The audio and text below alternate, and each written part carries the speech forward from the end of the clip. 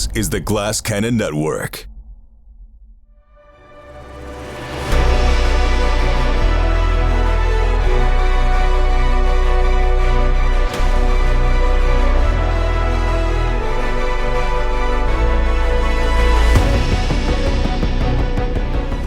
Good evening, everyone, and welcome to episode 1 of Inherit the Sand, our Dune Adventures in the Imperium limited miniseries. Episode 1! Nothing better than the first ep. I hope everybody caught our character creation / house creation session we did a couple weeks ago. But now this is prime time, Friday night, 8 p.m. Eastern. This is the big dance, and this is a really unique project for us because it's something we've never done. We know it's going to be 10 episodes, and I'm going to be running the first 5, and then new GM to the network, Jared Logan, will be running the second 5. And this idea came about because we wanted to do a collaboration with Playing Dune, like the second it came out. We were talking to Modiphius. They put out this amazing, beautiful book, and we were like, we got to do something. We had all these grandiose ideas of what we were going to do, and just through time and whatnot, everything had to change. And I said to myself, what if we did something where I ran 5 sessions and we just focused on one house, and then Jared, you take over, and a lot of time has passed. So maybe these characters will be dead. Maybe they will be older, or maybe you will have changed to take on another character. Who knows how much time will pass?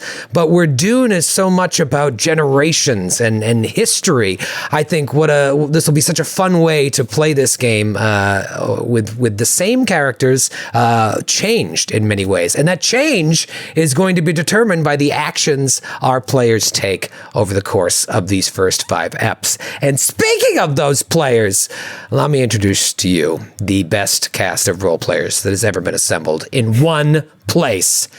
And Skid. No, I'm kidding. Skid is the best. Thank you. First off, let me introduce one of my favorite players. She is great, and I'm so thankful she hasn't got tired of us yet. Nora Ibrahim. Nora, you look amazing! Thank you. Thank you. I've got my creepy contacts in because the spice must flow. And I'm excited. Tell us a little bit about yourself. I think most of our listeners and viewers know who you are, but there might be a lot of new people watching tonight, thousands upon thousands. Tell us a little bit about yourself. Where can we find you to watch everything else that you're doing? Cool, yeah. So my name is Nora Ibrahim. You can find me at Noralogical on most social media platforms. I could speak today. And you can find me streaming with Becca on Black Dice Society, on the official Dungeons & Dragons channels. You can find me on Realmsmith on Mondays for their Into the Mist, Curse of Strahd campaign, and also for the Tides of Wildmount campaign. I stream a lot. I think everything's still kind of on hiatus except for those 2 right now, but follow me on stuff, and I stream very often. That's the only reason you had time to slum it with us, because everything else is on hiatus. It's never slumming. I love you guys. Yeah, well, you put us all to shame with this costume. Although, talk about a great costume. Introducing the amazing Becca Scott. Becca Scott! Oh, I thought you were going for Skid with the costume line. Yeah, I can assure you he was not. That's Skid's new piece. Hello, listeners and viewers. My name is Becca Scott, and I do the same kind of stuff Nora does. I'm all over the internet playing role-playing games.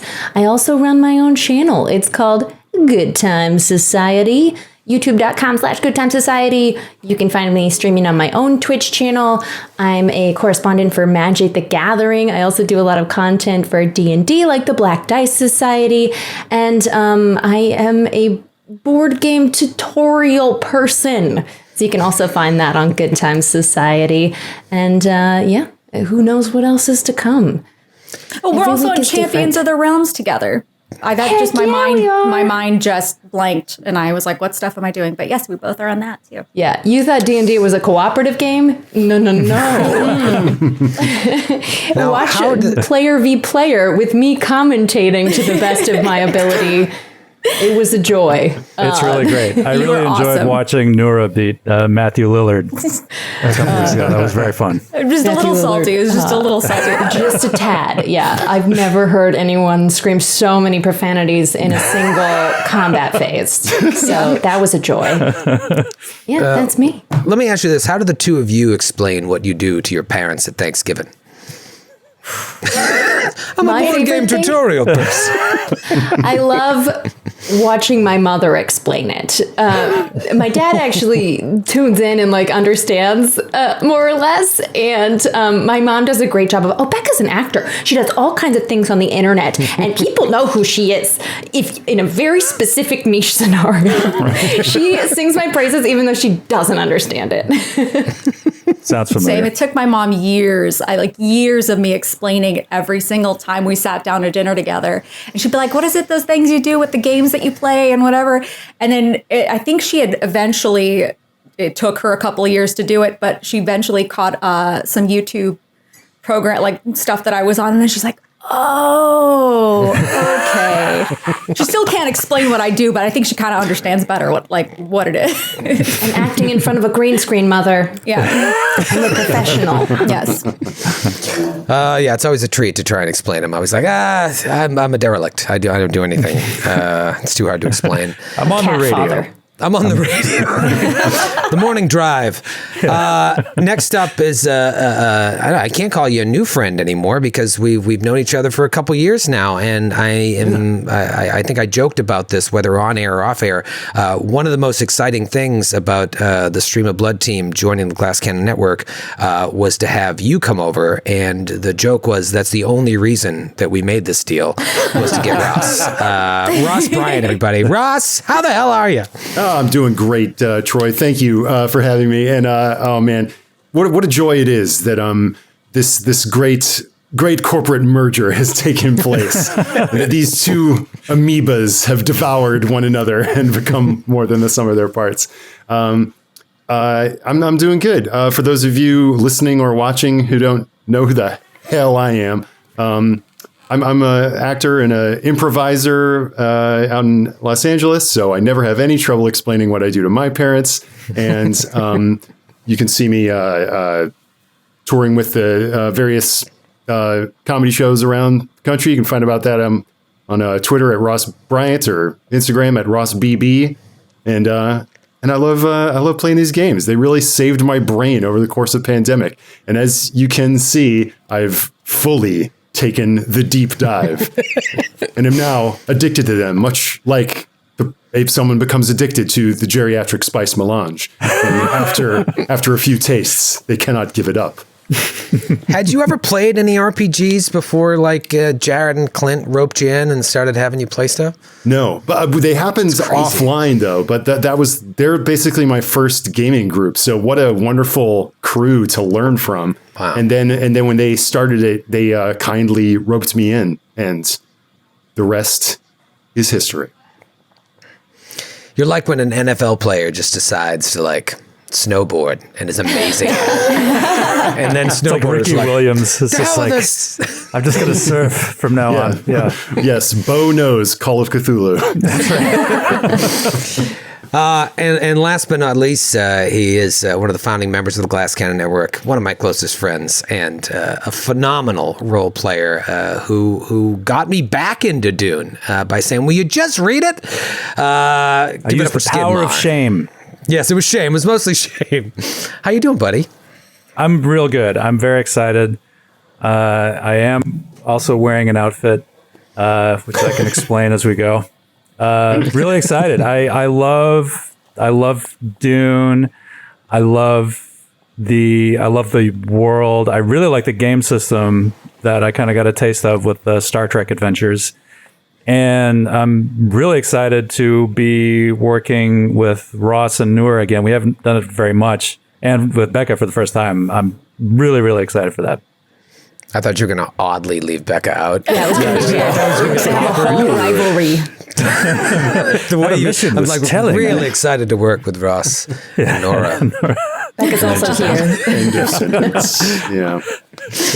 Well, yeah, this is exciting. It's also a little bit terrifying because I set up this during character creation. I've just been living with this book, and then before we started recording, you guys were like, "Can we just go over the rules real quick?" And I started telling you the rules, and I'm like, This is going to be tricky.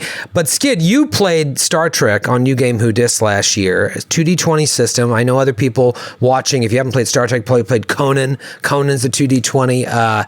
It's both simple and somehow very confusing because it's just so vastly different from Pathfinder and D&D. Did you feel it was tricky to play or run, or was the type of thing like you got into it and you were like, oh yeah, this makes sense? No, I was super stressed out before we started playing, and we were kind of talking about it before we started, but it's not really complex, especially not compared to something like Pathfinder or even 5e, I think. It's just that the systems are so different from what we're all used to. It's like trying to get low numbers on a D20 for successes, and there's just some like concepts that just don't really match up with some of the other things that I've played. But I found that once you actually... I've been training my D20s to roll high for decades. I know. It's like the D20s themselves are going to be so confused. It's like, what do you want from me? Although finally, Norse Foundry will be pulling their weight, I assume. But no, I think it's really conducive to kind of narrative storytelling in a cool way. And there's the cool kind of tension, the give and take between like threat and momentum, threat that the GM builds up and momentum that the players can get, and the way the way the economy works with that leads to some really fun situations. And I'm really excited to get into it again. Hopefully we'll feel more comfortable by the end of this episode. I think so. I think a lot of times, especially with a new game, there's a lot of trepidation. Like, we're going to get everything right. We're not going to get everything right. But like, that's the only way you learn how to play is by jumping in and then having Reddit posters tell you what a terrible person you are. Thank God for the Reddit posters. It's the only way. It's the only way you learn. Those YouTube comments. You never learn anything without them. You chose that word in a YouTube comment. You could have said any other word. Damn Misty Step being a bonus action. Let's talk about these characters, but then I'm ready to kind of jump right in.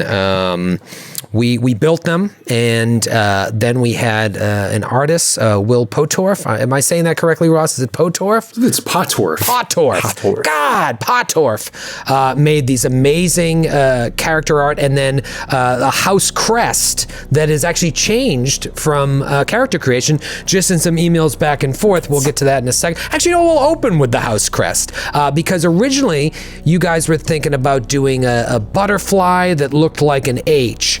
But then in some emails back and forth since our character session, because we've just been geeking out ever since we recorded that, Skid, you suggested something else. What did you say?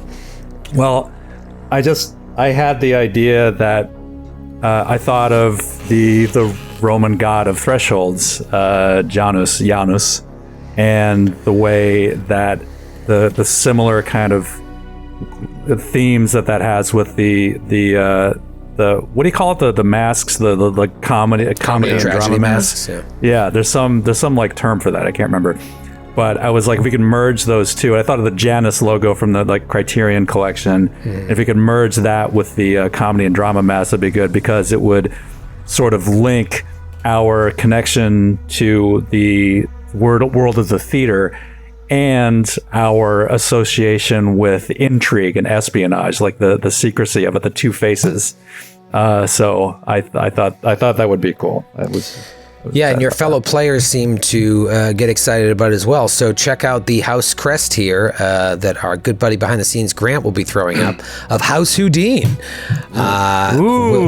Will nailed it. I love it. It just it very similar to that Criterion collection crest, but it's kind of like a space version, a futuristic version of the comedy and tragedy masks. Yeah, something that reveals but also conceals. Yes, exactly. Much like us. So sinister, sort of, which really means left-handed. So I take that back because I'm left-handed. I am too. And also, you can see that there's this one curl of hair they both share, and the tragedy has more of a receding hairline, so that's what tragedy can do to you. That's part of the tragedy. That's true. That's the secret tragedy of this entire adventure. And we were talking earlier about like naming the planet, the home world of this house. And I'll just throw a pitch out that I think the names of the maths are associated. I after just a brief look up, I think with the classical muses, Talia and Melpomene, the muse of comedy and tragedy, respectively. And both of those are great planet names. Oh yeah, those are good. They are. Those are classic. Twin planets?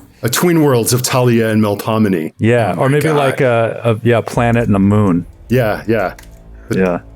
How do you spell that, Ross? Because I'll add it right to the character sheet here on the house record sheet. Talia is Thalia, and Melpomene is Melpomene, I think. That's great. Wow, that is such a great idea. Like, you were in control of two planets, and now you might have to come up with the stories like, how did they get in charge of two moons or two planets? Very, very cool. That comment alone makes every other gaming group very jealous of ours. Which is our moon and which is our planet? I mean, are we? Let's say is this a tragedy or a comedy? Yeah, maybe Talia is the lush and verdant planet, whereas the more barren Melpomene is the moon. Yeah, I like that. it. Which probably has a prison camp. If it's that's sad. A black site. Yeah. I also like it because Talia was the name of my stepmother's cat when I was in middle school. So. All right, so I have this. We're using Roll20 for this. I bought the Roll20 Dune Adventures in the Imperium set, and it's great. So I rebuilt all of your character sheets in there, and the house sheet is here as well. So the house name is House Houdin. I think Skid was the one that suggested go with Houdini's original name, House Houdin. Your homeworld is Talia, the planet, and Melpomene, the moon. You are a house minor. You could be something lower than that, like a nascent house or a major house. We went with house minor. So you're an up-and-coming house that hopefully will one day be one of the major houses of the Landstrad. But right now you're a house minor. And what does that mean mechanically? It means I start with 4 points of threat, which is you're already behind the 8 ball. Your traits are meticulous and elusive, so one each aligning with your domains. And your primary domain is artistic, with a specialization in machinery, more specifically set design. That's your front, but it's also like the thing you're best at in the universe. And then your secondary domain is espionage. Produce information and secrets. You were originally thinking about maybe going the assassination route, but no. The set design is your thing you're focusing on. The thing that you'd really like to be involved in is information and secrets. The idea of a secondary domain is like it's something everyone is trying to monopolize, and only one will survive to do that. Now let's talk about the characters. We'll start with the head of house. We'll start with the Duchess herself. Let's see an image of Duchess Delessa Houdin.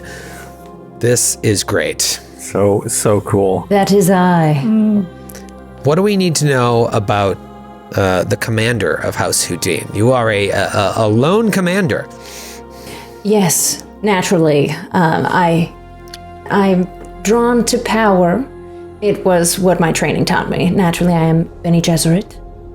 Now, there aren't many Bene Gesserit leaders of the house. For the most part, the Bene Gesserit, we keep to the shadows. We are consorts, concubines, wives, turning the heads and the ears the way we want them to be turned. But things didn't go that way. I am the child of a Bene Gesserit, and when my father passed and my mother was taken, the house was fallen to me, and I have ruled it to my liking. Obviously, my harem has a full dance card, one could say, and I'm concerned mostly with the Bene Gesserit maintaining their hold on the Imperium, protecting those of House Houdin, and I'm interested in truth. I'm, of course, as a leader, have quite a bit of power in communication and inspiring those under my command, in commanding them, because of course I have mastered the power of the voice. Yes. Along with my Pranabendu conditioning, I am ready for anything that House Houdin may face. Awesome. Were you wearing that face covering the entire time we started the stream, or did it just come down? No. Please don't ever take it off. It's It just amazing. descended. Yeah, for those lining, Becca and Nora both look incredible right now. Skid is selling himself really short Yes, right you now. are. And Ross has a dinner party after this. Yeah, right. I'm just so fitting this in between cocktails. Well, for the listening only audience, I should describe my personage, I suppose. Delessa Houdin is tall, a very fierce facial structure, often hidden by the sort of black mesh bejeweled face covering that you often see Bene Gesserit wearing. She has these always an elaborate hairstyle in her red hair that is long and straight, but with some sort of like a pompadour buns on the top of her head always, and lots of jewels, wearing a red dress and gold paulets. Epaulets? Epaulets. What are those called? Yeah. Very useful those. tool. Yeah. She's bejeweled. She's bedazzled. Yeah. Well, let's talk about your resident chief diplomat, your envoy, your mentat, Aurelius de Grom. Let's see that artwork. That is spectacular. I made a joke before we went live that it looks like Chucky's dad from Rugrats. It's there, but the juice of Sappho is staining his lips. Tell us about Aurelius. What do we need to know? Aurelius is a lifelong servant of House Houdin. He underwent rigorous mentat training, and he is a diplomat of the First Order. He is very obsequious, and he is utterly devoted to the house itself. And actually, this is something that occurred to me while we were shooting emails back and forth after the character creation session. I think that he is probably conflicted because he has his utter devotion to the house and by extension to its head, Delessa, right now.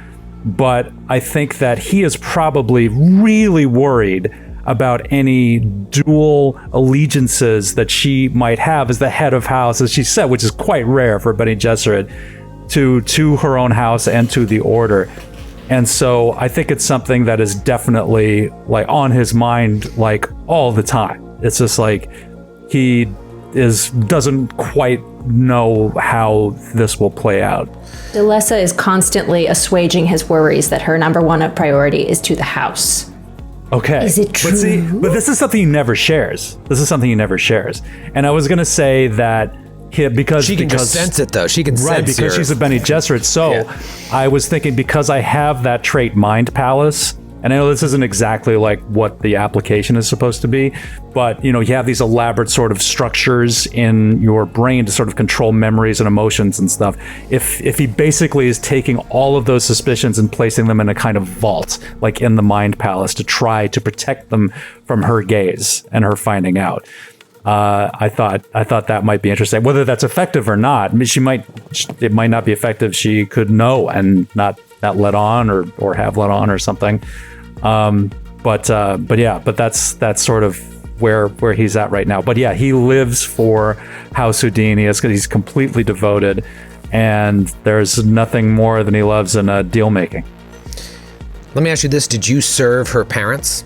Yes. Yeah, You did, definitely. okay. And yeah, I was thinking too, it might be interesting, Becca, if you were not the intended heir, like if you had an older sibling who passed away somehow, and then because they ended up as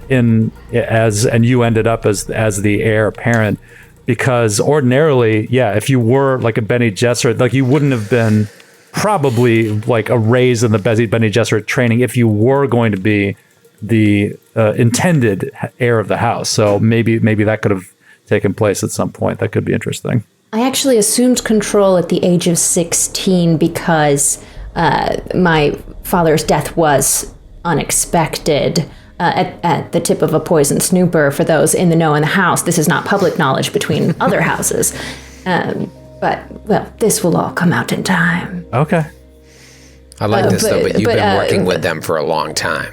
Yeah, my mother's Prana Bindu, of course, she would have control over which X or Y chromosome was accepted within her uterus. That's what Prana Bindu do. That's what it probably do.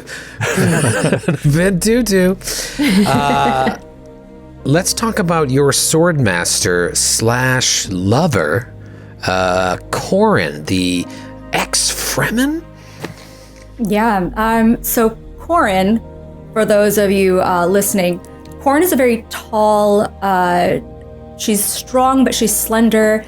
Fremen. She's very light on her feet. She's got this cat-like grace.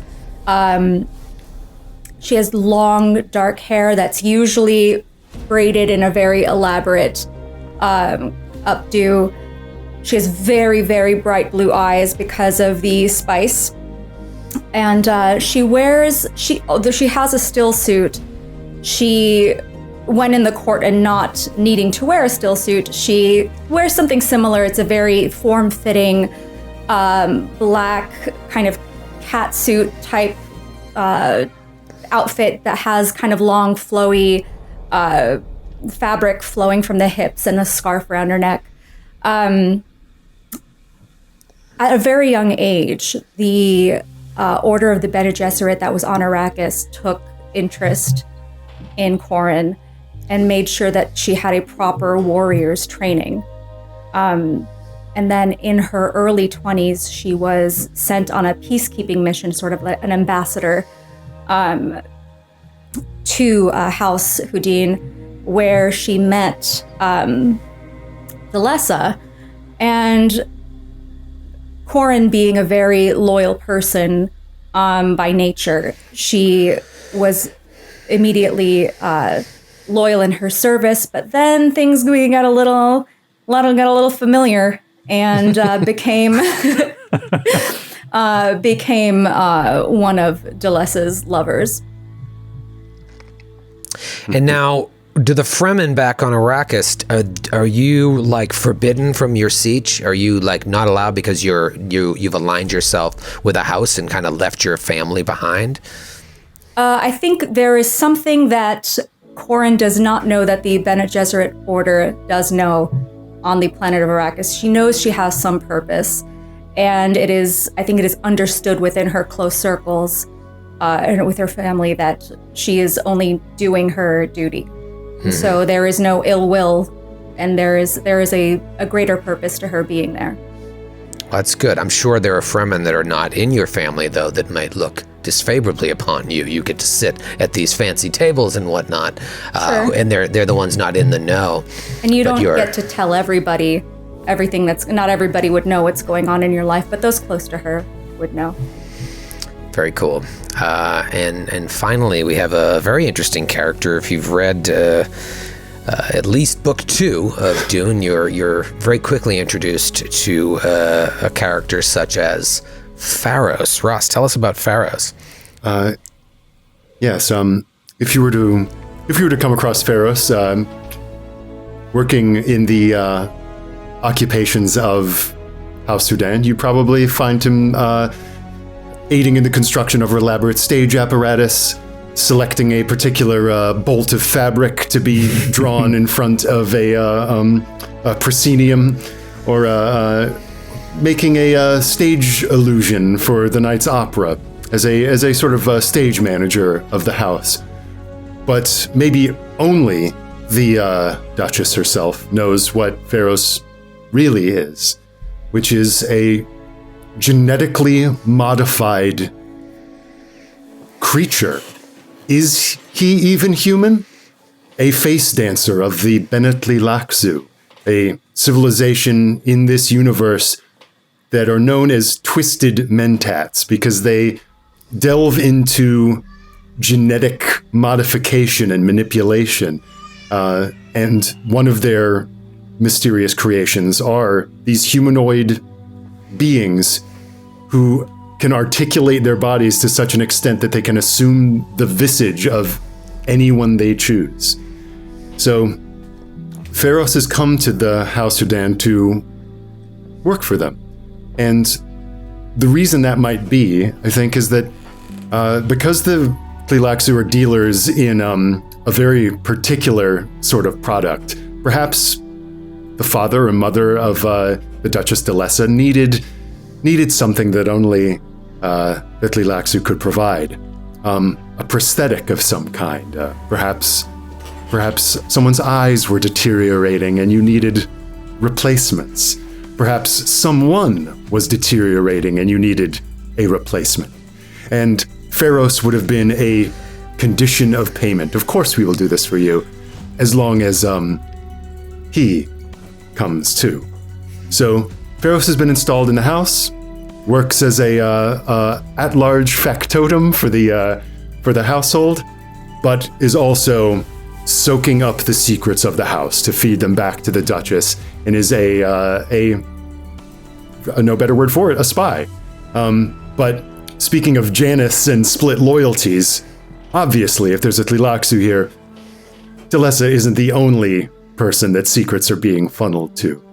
And Pharos is undoubtedly a servant of two masters, but this balance is held delicately because if it probably ever came out that someone like Pharos was working for this household, it would be a scandal. And he'd be dead, and de Lessa would be disgraced. Very, very interesting. Yeah, I mean, they mentioned the Tleilaxu or the Bene Tleilax like once, maybe twice in doing the novel. I can't remember if it hit the movies or whatnot, but right when you start doing Messiah, you are just thrown into this world of who the Tleilaxu are. And it's very interesting. I'm glad you chose this because I think it's going to add an extra element to what we're doing.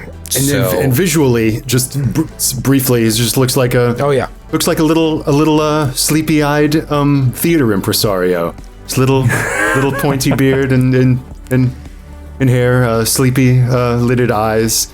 The sort of person you could tell almost anything. Well, we saw Corin while we were talking about her. Let's take a look at Pharos if we haven't already.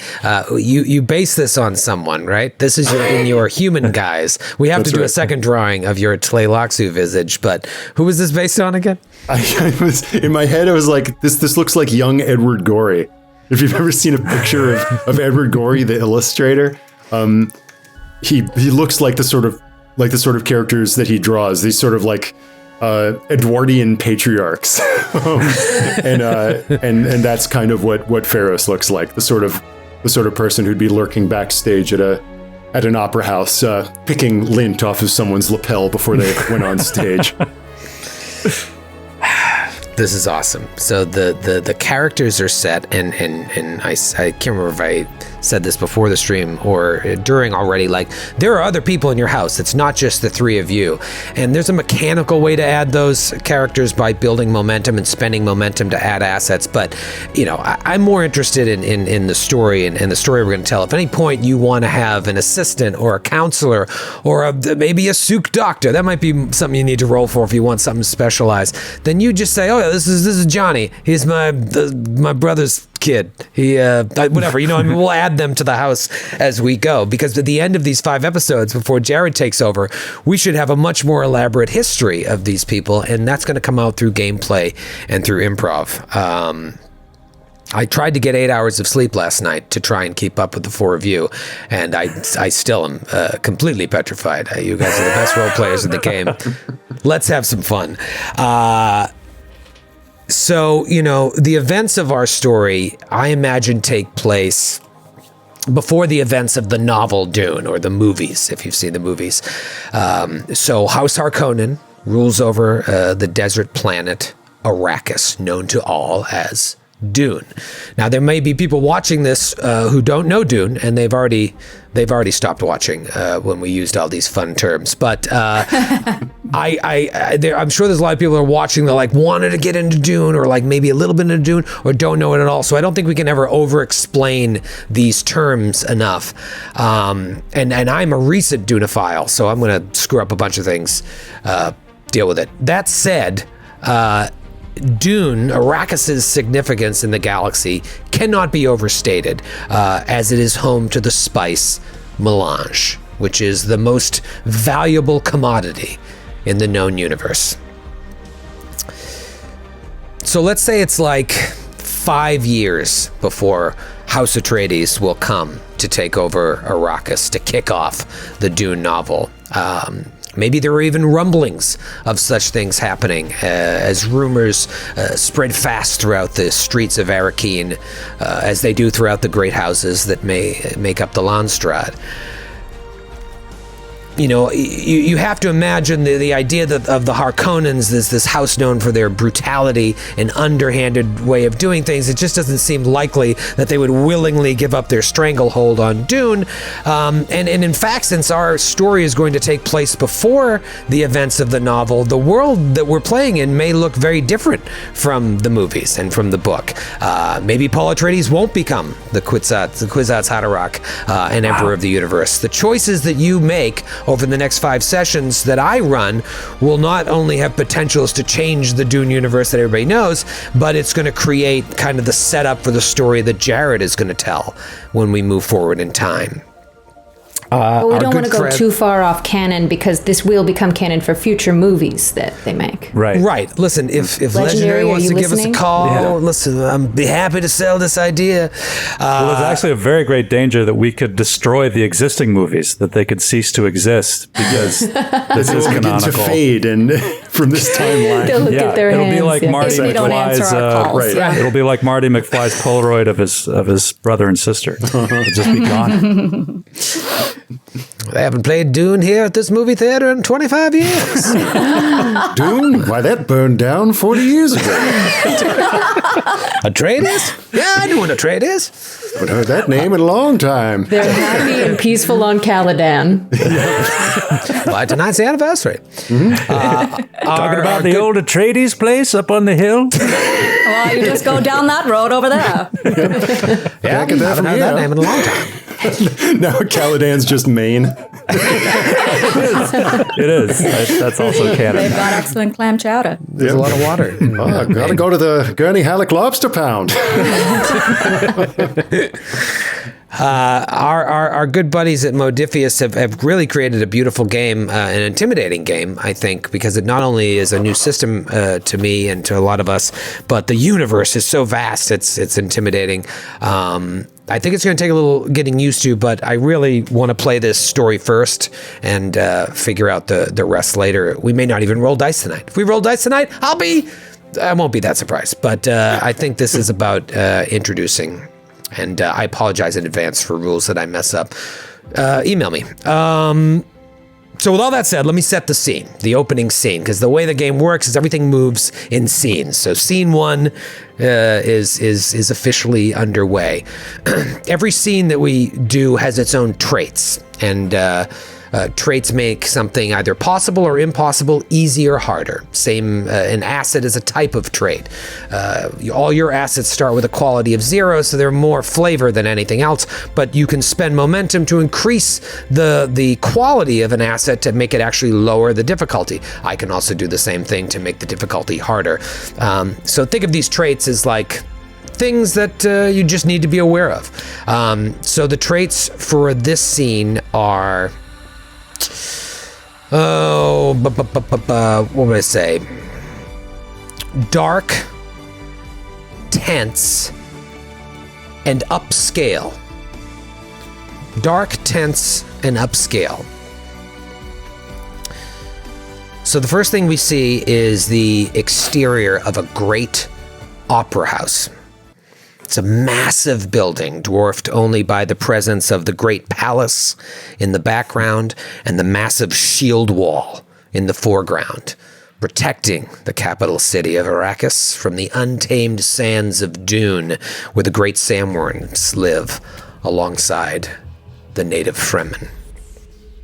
Now we go inside this opera house and we see a multi-tiered architectural wonder. Imagine, like, have you guys been to the Guggenheim? I'm sure you've been to the non-New Yorkers. You've been in the, Frank Lloyd Wright type. Imagine like a circular type opera house where the seating is winding upward and the attendees can see down at the stage as well as looking across to see the other theater goers. I imagine there's an odd hierarchy to the way the seating is in this theater based on social strata, where boxes higher up and further away from the stage are reserved for the most honored guests, and lower houses or commoners, they're like below the stage looking up at the feet of the performers. There's glow globes hanging at evenly spaced intervals throughout the theater, providing the only light beyond the spray of colors that lights up this massive set that's on the stage for this show tonight. A set, of course, designed by House Houdin. The theater is owned and operated by House Houdin, we'll say. They are a house minor, and they are a vassal house to the Harkonnens. I tried to take what you guys came up with at the character creation session and just use that to spur our story. So I'm taking some creative liberties here and maybe taking a little of the agency away up top to throw you into the scenario. But I imagine you are vassals of the Harkonnens. After making a name for yourselves on your home planet and moon of Talia and Menominee? What is it called? Menomina? It's Melpomene. Melpomene. Talia. Melpomene.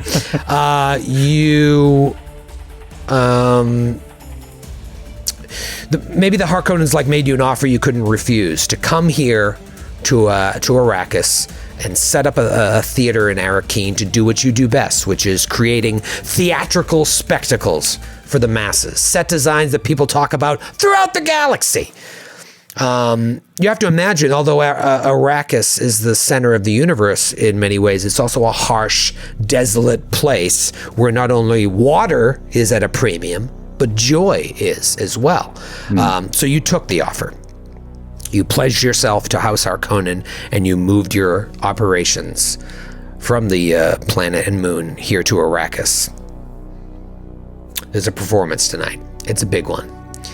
It's important for a number of reasons. While the Baron himself is not here, a dignitary from within House Harkonnen will be in attendance, a man named Fenton Quill. And he has an even more important guest at his side, a guild navigator named Dinar Banan. Now, if you know Dune, this is a big deal. Guild navigators are these beings that are exposed to spice in such an intense way that they mutate into these creatures that are almost fish-like in appearance, and they float in huge tanks of melange gas. They have to constantly be exposed to this. And they've consumed so much melange that they've not only mutated, but they've gained superpowers as well that essentially allow them to navigate safely over huge interstellar distances by folding space through something known as the Holtzman effect. Their presence here, like one of these things floating in a big tank in one of the higher seating areas, is as exciting as it is terrifying for House Houdin. But that's not only why tonight is important. Duchess Houdin, a sister of the Bene Gesserit and Duchess of House Houdin, I imagine she's been under a great deal of pressure, not only from her order, but pressure from society, from the other noble houses and whatnot, to get married so she can produce an heir. Playing by her own rules, it can only get House Houdin so far. People are wary of the Bene Gesserit. People are wary of a Bene Gesserit Duchess. They've been pressuring you for a while to play the game. It's no secret amongst those in the know that you have several lovers, several consorts, with rumors abounding that you've even taken your Fremen swordmaster, Corin, into your bed, while no one begrudges your lascivious lifestyle. I imagine you know that House Houdin can only get so far on its own by not playing the game. So you have finally relented and agreed to marry the young heir of another house minor, a young man named Dresden Tyloris of House Tyloris. I know this is rude to ask, but how old is Duchess Houdin? The Duchess has been in control of House Houdin. How do you say it all French like, Ross? Do it. Would it be like Houdin? Of the house since she was a teenager, as we mentioned. And so I think that she's teetering on becoming an old maid, like almost 30. Let's say she's 29.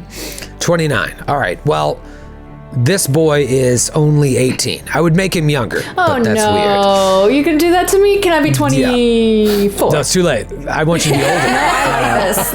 Let's roll with it. There's an age difference there. It's a Just get significant age excited difference. about this future loveless marriage. You don't have to concentrate You know on what? that It's stuff. fine. Every ruler gets to keep their harem. It's not like they're going anywhere. They're all employees. Yeah, it's all for show.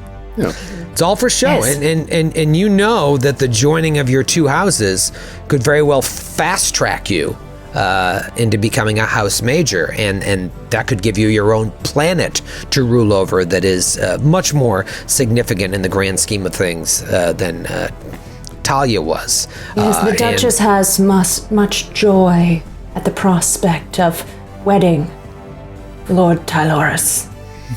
Yes, and rumor is he's a great guy. He's just a kid, but he's very handsome.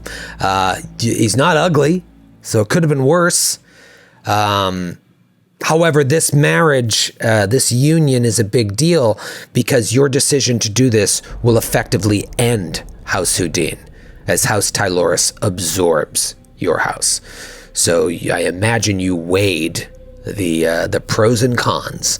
And, I don't know what your relationship was with your mother before she was taken, but your father passed unexpectedly. The Houdin name, I imagine, means a lot to you.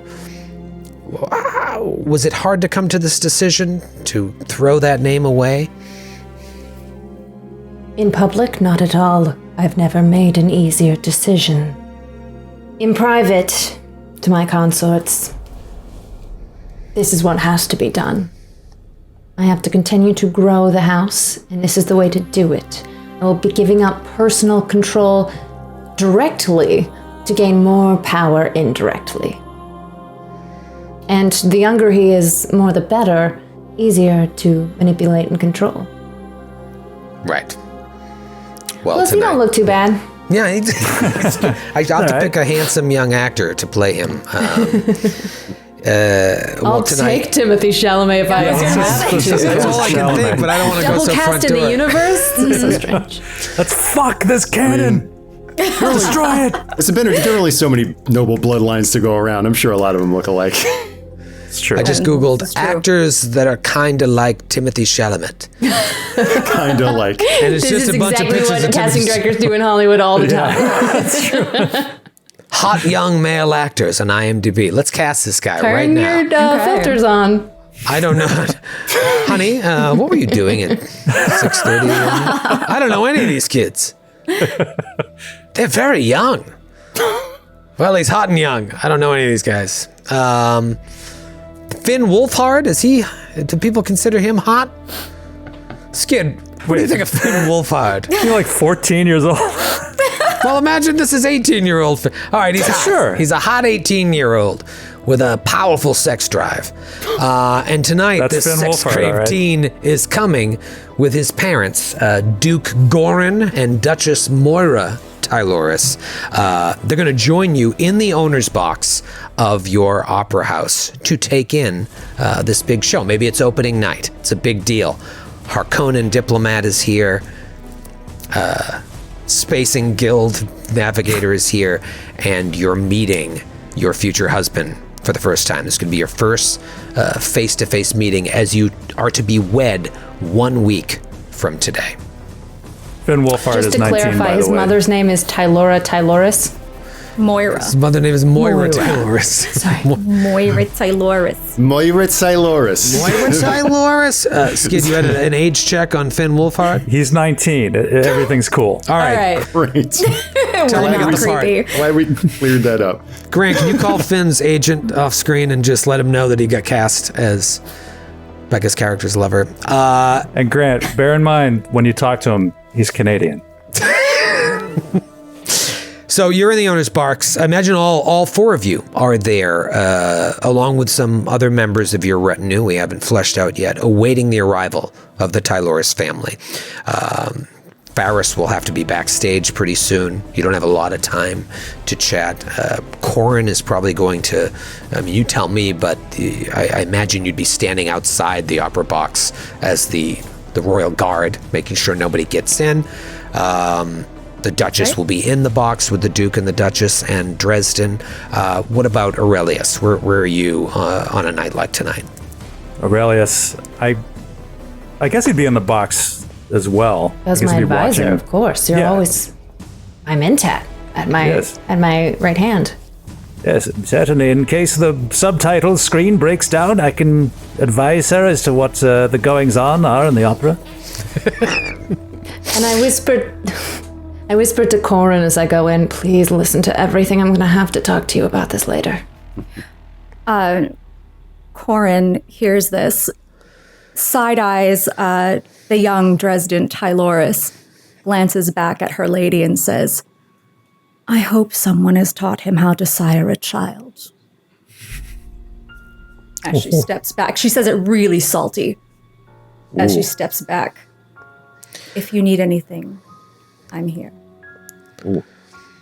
And perhaps as he walks in, Pharos very just kindly is like, if His Grace would like a tour of the backstage area, that could of course be arranged, if you'd care to take a close-up look at any of the apparatus for this evening's performance. Many of the actors will be descending from the ceiling in a series of suspensors, and dance in a helix down through the main chamber of the hall. But I won't give away all our secrets. If you care to get a closer look, I'm your man. And you say this to the young heir or to his father, the Duke? I'll say it to the boy. Okay. You can tell he's very proper. He's been through all the training, like a British royalty, like Prince Harry and William. You know, he's taught to be very polite, and he just says, "Oh no, thank you. I'm here to meet the Duchess in person. Perhaps on a later date. I would like to take you up on that. Thank you for the offer. Very formal, very polite." As you wish. Their group seems to be the mother, the father, Dresden, another man that looks like he's related to the Duke. In fact, I imagine you would know a little bit about this family. You would know that this is the Duke's brother. And he is like an advisor to the Duke. He is there as well. And then they have other members of their house that are spread out throughout the theater. They brought their own guards. You imagine that any role you have in your house, they have an identical role as well. And that could cause problems, because when these houses join, do you need 2 mentats? Do you need 2 sword masters? Do you need 2 spy? You know, and so there's got to be tension about this union amongst all of the staff, for lack of a better word. Do we maybe have some kind of significant debts or something? Like, is there some other imperative to make this move? Because, I mean, we're destroying our house. I mean, maybe there's some other... One thing I imagined is that this was an enemy house of yours for a long time. And that discord could prove very difficult for House Houdin making their way up the ranks. And so Duchess Houdin, in all her wisdom, said, here's a way to end it.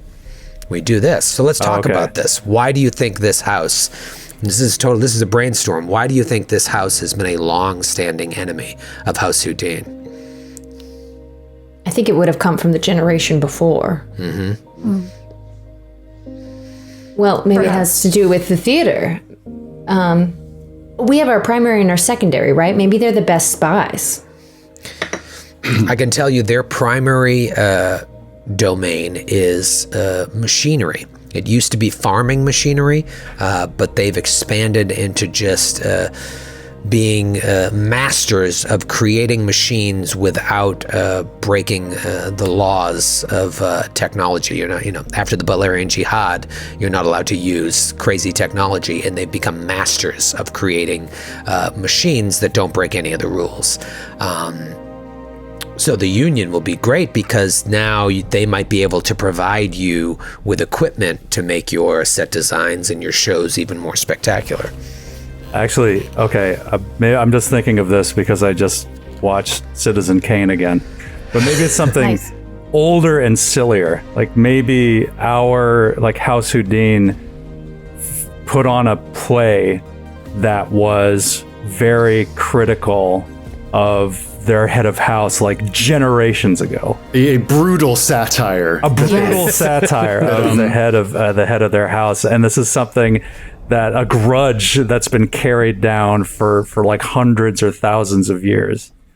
And this is maybe Canley and everything. And now it's it's killing us. They're a more powerful house. And this is our chance to end it. I believe it was the scene where the great-great-grandmother Tyloris spoke and a bunch of other people fainted because of her breath. Yes, that was the kicker. Yeah. I love that it was something so petty that has just snowballed through the generations into we need to kill each other. Right. Yeah. Okay. So you're star-crossed lovers in many ways, but you knew that this isn't. I don't know. Maybe this isn't what you want to do or whatnot, but it's a shrewd political move. And So, before you get into the formalities, because right now it's cocktail party time. They haven't really done the formal introduction of Dresden to you. You still have your advisors near you, but they're going to have to part soon. Is there anything any of you need to do with the Duchess before you're, in the background? I do, before I take my stance and watch, I do want to scan the room and just size up their guards and military presence. Okay. Sounds like we're going to do our first roll here. Oh, it is going to happen. There we go. All right. So, and you can, what I'll do is I'll throw out what the skill is, what I think the skill is, but you can totally be like, I think it's more this, Troy. Okay. I think it's understand, because you're trying to gain knowledge. Yes, and she does have danger sense as her focus. Perfect. What drive would you like to associate with this? You've got your skills and you've got your drives. I think they suggest the best thing you want to do is start with your drive statements. Is there a drive statement that matches what you're trying to do? And if not, then don't choose that drive. I would, in under duty, her statement is duty is a sharp blade, and I think she's very loyal to the Duchess and would never allow an event to happen without making sure she's protected. I like it. Do you have so you have a focus and understand and a drive statement in duty? Mm-hmm. Okay. What is the total of those numbers? What numbers you got there? 10. 10. All right. I'm going to set this as a difficulty of 2. So you have 2d20 to roll, and you said the total is 10? Yeah, one is 4 and one is 6. So this Okay. Which one is understand? 4. Okay. Well, the kind of good news is where you have a focus in that skill. If any of these single dice are under a 4, it counts as 2 successes. Normally, you'd have to roll a 1 to do that. But in this case, because you have a focus, you have that. Now, you have 2d20. Grant, can we see the threat and momentum charts here? This is going to be a big part of the game. You'll see that I start with 4 threat, and the party starts with 0 momentum. You get 2d20. Okay. This is going to be a tough roll. You need to roll under 10, and you need 2 successes. Now, if you roll a natural 1, those are your 2 successes. Okay. If you roll a 20, there's going to be a complication. Now, if you want to give me some more threat, you could buy a die and then roll more than 2d20. It's up to you if you want to... When you say give me a threat, what is that? Threat is fuck you points from me, basically. Okay. You're building a pool of fuck you points. I start with 4 threat, which means there's already a lot of danger out in the world surrounding House Houdin. If you give me more threat, you're increasing that negative energy, and I can use that threat to make checks more difficult, to change traits to make them more difficult for you. But this is part of the economy of the game. They say, like, give the GM threat, you spend momentum, and just keep this economy moving.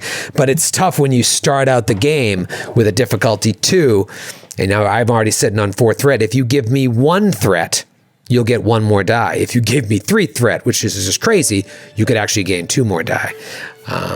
Is threat just like a number of points that I have?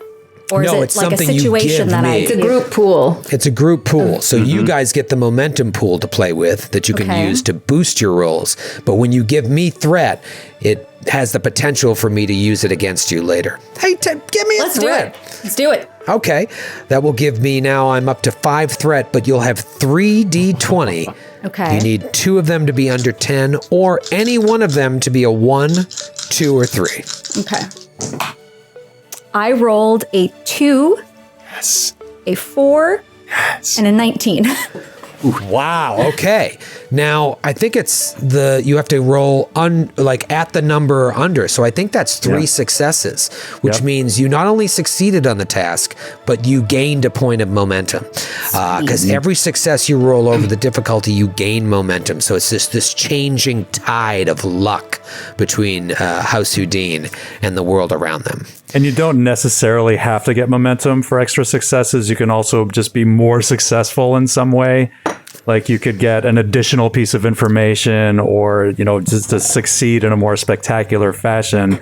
Or it's like, if you can't think of anything, it's just like, I'll take momentum for it. Okay. Yeah, like you can spend it right away to be like, I'd like more information from you. And you can decide on that after I give you the information. And if my information you don't think it's that satisfactory, you get to keep the momentum. If I'm like, that's all I'm going to tell you. But right now you're sitting on 1 momentum to my 5 threat. What was your original question that you asked 25 minutes ago? I was sizing up their guards and checking for weapons, trying to see, trying to gauge their military might. See can I take this guy if I had to? That sort of Sizing them up. sizing Who's them going up. to get keep the job when we merge? Oh, Exactly, yeah. because Yeah. I don't want to lose my job. So checking that, and then I just want to see if anything looks suspicious with any of the guests. Just a scan for that. The Duke and the Duchess appear to be unarmed. Dresden, the son, has a blade on his belt that looks to be more part of the dress than something that's ever been used in battle.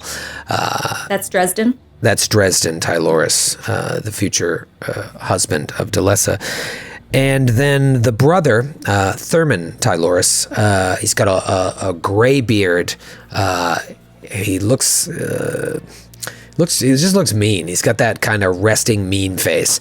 And he has a sword as well that is chipped in various places. So it's a sword that's been used. You've heard rumors of a sword master that House Tyloris employs, a sword master of Ginaz. He is supposed to be quite the character. You do not see him in attendance, but that doesn't mean he's around. They have other members of their retinue that have sort of spread out, and the soldiers look to be the same level of soldiers as your house. But yeah, you don't see any guns or anything like that. You're actually surprised that the Duke and Duchess are coming into this meeting so unarmed. Okay. I will relay that to the Duchess and say, as an aside. Do you say it loud, like, I'm surprised? I will lean in very close. I think we've been working on me teaching you the Bene Gesserit hand communication. Yes, absolutely. So with certain, with what I know, I will at least relay the fact that the Duke and Duchess are unarmed, that there are blades on Dresden and his brother, and it's unusual that they're not rolling in heavy. Yeah. Maybe it shows trust in this alliance. Maybe it's finally time to make bygones bygones. As my Bene Gesserit training has created all these observations, and I'm thinking maybe their illusion of wanting to create trust is really what they're trying to get across, and that's why they didn't bring weapons, but they are on guard, thinking 10 layers of psychology. It could be. You could be right. Must be exhausting to be a Bene Gesserit. I know. I'm so tired. Feints within feints within feints. Think about everything. I will not let my guard down. Oh, sorry. Corin will not let her guard down. I was going to say they warn about this in the game. It's like, be careful. Not, even though everyone has prescience and the ability to tell what everything's going to happen, the game can get boring real fast if you allow that into play. So imagine that everyone is thinking 45 steps ahead to make everything inscrutable. Great. I think I might just give a quick bow and be like, I should be about my business, Your Grace. You are dismissed. I look forward to the show. And I look forward to you seeing it. And it just got a little click of the heels, like, and out the door. And I would, in the course of my prepping, just observe and see in my communications with actors and the tech folks as things begin to happen, if I can catch just the gossip vibe of people like the members of House Tyloris that are here, the soldiery, the attendants, the servants. What's the rabble's opinion of what's happening right now? It's the word on the street. What's the word on the street? Ooh, girl What's the roll. buzz? Tell me what's happening. Yeah. That sounds to me like yet another understand check. You're really trying to read the situation. Do you have a drive that matches what you're trying to ascertain here? And if you don't, that's fine. Just use a drive that doesn't have a drive statement. I have a drive. Knowledge is power, and I am seeking to gain some of that knowledge to get the upper hand in the situation that is developing. Okay. Do you have any focuses in your understand skill? I certainly do. Okay. Deductive reasoning. And what is your understand score? 7. 7. All right. So, and what is power? 8. This is kind of my wheelhouse. Oh, all right. So this is a 15 plus anything you roll under 7 will count as 2 successes. I'm yet again going to make this a difficulty 2, which is sort of your bread and butter kind of tough difficulty. In a 2d20 system, they both have to roll under 15 or under 7. The natural 1 is 2 successes as well. Natural 20 means succeed at a cost if you meet the other things. Do you want to give threat or do you want to just feel good about your 15 and roll 2d20? And we also have that momentum. You do have momentum. Now the momentum, remind me of this, Troy. Does it deplete as we move scene to scene? Scene to scene, yes, but I'll tell you that like this scene is going to last for a while. You lose 1 point of momentum, you can't carry it over. It's like slowly you're losing that. To buy 1d20 costs 1 momentum. If you want to buy another one, that costs another 2. And then if you want to get crazy and buy 3, you'd have to spend 3 more momentum. So a total of 6 if you want to buy 3 dice. Oh, and I think quickly, it's worth saying too that the maximum amount of threat or momentum you can have, I think, is 5. I think it's you know Or what, I think 6. it's 6 for momentum, but I read over and over again. There seems to be no limit on threat. No limit to threat. Yeah, But it's like you could buy 1 die for 1 momentum. You can buy 2 dice for 3, and you can buy a third die for a total of 6. yeah. So the price keeps going up the more also. So And I said you could also use momentum that after you succeed, you can be like, I want to spend 1 momentum just to get a little more, Troy. And if I can't give it to you, you get the momentum back. One other thing you can do is with 2 points of momentum, you can create a trait. Right. And that is really like, you have to Really get creative with it. Okay. yeah, you could say that you have like hidden microphones or something in this Exactly. area, and you've been picking up Exactly. stuff all day. Yeah. Wonderful. I'm going to let's just roll into the mechanics. I'll spend that 1 momentum unless anybody's like not to add a die to this roll. Okay. Do it. So Go for it. 3d20. Okay, I rolled a 12. 1 success. I rolled a 6, 3 successes. and I rolled a 19. Ooh, Okay. skin on my teeth. Yeah, you and Nora, same thing with the 19. So you also generated 3 successes that will build 1 momentum, and you succeeded on the test. Very similar to what Corin noticed. Whereas they seem like they're not heavily armed, they all seem very calm, very collected. No one's saying anything wrong. And you've had experiences with this house in the past, and it's usually very clear about the enmity between these 2 houses. You wear it on your sleeve. You can cut the tension with a knife. Now, maybe this union has finally been like, all right, let's put this to bed. But it almost seems too perfect, with the exception of the Duke's brother, who, by all accounts, is an asshole. Okay. Yes. House Tyloris is showing a uncharacteristic amount of decorum. But I suppose that would be just kind of almost to one of the actors right before they're about to go on.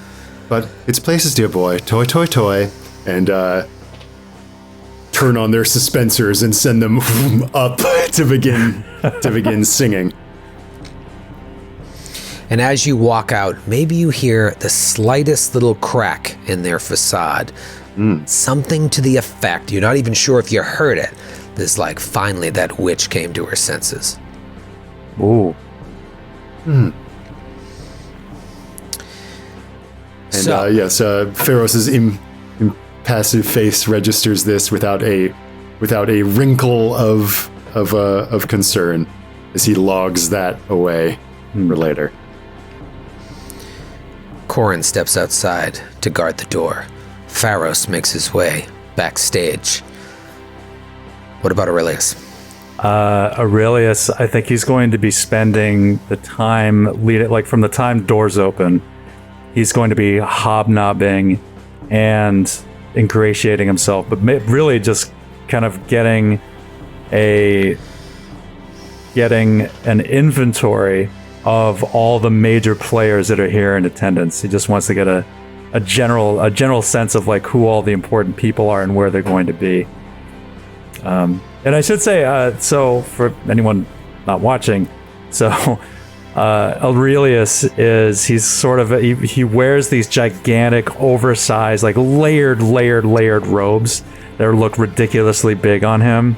I say it's like looking like someone wearing a silk robe over a gigantic parka. And it's kind of a combination of Queen Amidala and a Skeksis. So like this little dude like inside there. So yeah, so he's just kind of piecing together the political landscape of this evening. Okay. Let's do a roll for this, because I think if you succeed, you'll actually get a lot of information that could help your whole group kind of understand who the major players are tonight. I hate to go back to the well again, but this is really an understand roll. This is gathering information. This is your perception check in D&D. But do you have a drive statement that would be the right drive? And you may not, in which case use a drive that doesn't have a drive statement. I don't have a drive statement. I don't think that would work. I think I'll go with power just because of this. This is a government matter. Okay. So my statement for power is by hook or by crook, which I don't think it really applies. So what they suggest is then don't use that drive. Use a drive that doesn't have a statement, or challenge that drive. But it doesn't sound like you're actually challenging the drive.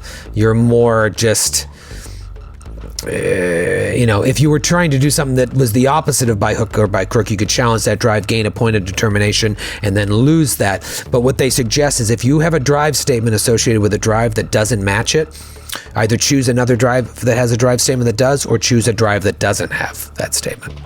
Well, yeah, that's tough though. Okay, so I could pick. I mean, this is a problem that I did run into with Star Trek, is that I need to get a better feel for, because some of these are like so broadly applicable that you could use them in so many different situations that it feels unfair. Like, for example, like I could pick duty. Like, I'm doing my duty by trying to figure out what the political landscape is here tonight. Sure. And my drive statement is I am House Houdin and House Houdin is me. So it's like I'm doing this for my house. I could do it as truth. Truth is of utmost importance and be controlled. I'm trying to find out the truth of who the major players are here tonight. So I could do when that you're too. down to that, it's like I think you pick one. Because those both sound great. Yeah. I will. Well, I'll. I don't want to do this though because it's too broad. I'll take truth. I'll take truth. Okay. Yeah. I mean, this is important. You're trying to get to the truth of the matter here. All right. So, what is your truth pusher understand? It's 14. 14. And do you have a focus in understand? Yes. House politics. And what is your single understand number? It is 7. 7. So you've got to roll under a 14. Anything under a 7 counts as 2 successes. I'm going to set this at 2 again. Okay. I'm not going to purchase any threat or spend any momentum on this. It's cocky. It's a cocky move. Yeah. Gamble. Let's see.